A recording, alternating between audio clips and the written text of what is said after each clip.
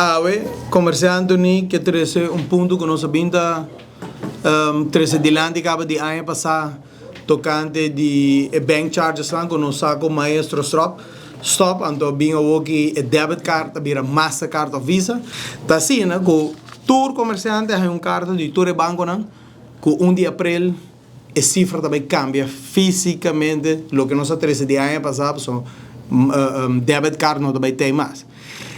E banco não me deve bisa pueblo e range de banco não nós não tá aqui para bisa qual banco e per preço nada de 4% bem bom nós tem carta nem de nos man nós arranha de todos os membros não que men tem banco to cobra 4 e nada bem bom de 2 e depende que caixa bus de meu banco e por vai tique mais bom ave nós fazer berekening para o pueblo para o se banco cobrava 2%, ok?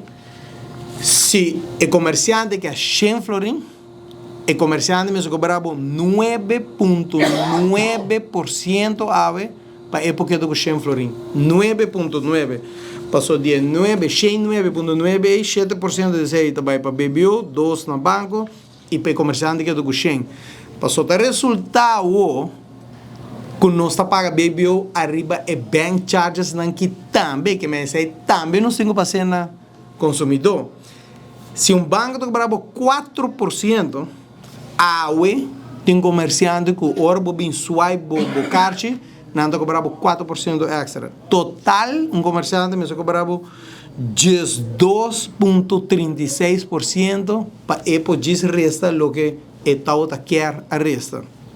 Tem lei que o governo passa que tu dá todo banco vrijstelling de paga BBO e transatie. Todo banco. E nós temos de nos máquinas. Fine. Passou nosso companheiro para cash, não está paga BBO.